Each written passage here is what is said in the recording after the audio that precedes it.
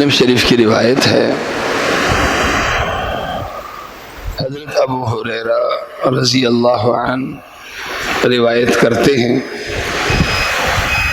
کہ اللہ کے نبی صلی اللہ علیہ وسلم کے وقت میں بہت سی بڑی بڑی برائیاں جو برائیاں نہیں سمجھی جاتی تھی بلکہ انہیں یا تو بڑی نیکی یا انہیں جائز سمجھا جاتا تھا۔ مثلا جس طرح ہم توحید کے قائل ہیں تو عرب کے مشرک شرک کے قائل تھے۔ جس طرح جب ہم قسم کھاتے ہیں، حلف اٹھاتے ہیں تو اللہ کے نام کا حلف اٹھاتے ہیں۔ عرب کے لوگ چونکہ مشرک تھے اس لیے جب قسم اٹھاتے تھے تو لات اور عزا دو بڑے بڑے بت تھے، ان کی قسم اٹھاتے تھے۔ اسی طرح ایک دوسری بڑی برائی جو بہت بڑی برائی تھی لیکن عرب کے رواج میں تھی اور اسے برائی نہیں بلکہ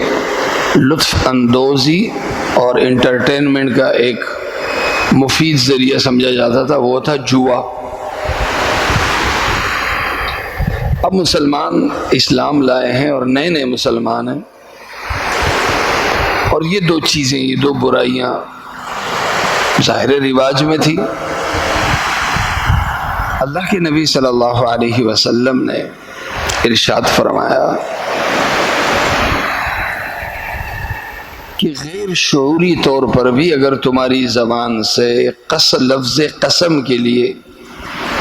لات نکل جائے، لات یا عزا کا نام نکل جائے کہ لات کی قسم یا عزا کی قسم، اگر ویسی تمہاری منہ سے غیر ارادی طور پر یہ لفظ نکل جائے تو تمہیں فوراً تجدید ایمان کرنا چاہیے، یعنی لا الہ الا اللہ، اس لفظ کے بعد فوراً یہ کہنا چاہیے۔ ایک تو اللہ کے نبی صلی اللہ علیہ وسلم نے یہ تعلیم دی، دوسرے نمبر پہ اللہ کے نبی صلی اللہ علیہ وسلم نے ارشاد فرمایا کہ کبھی کبھی اگر دل کرے جوا کھیلنے کا دل کرے اور اپنے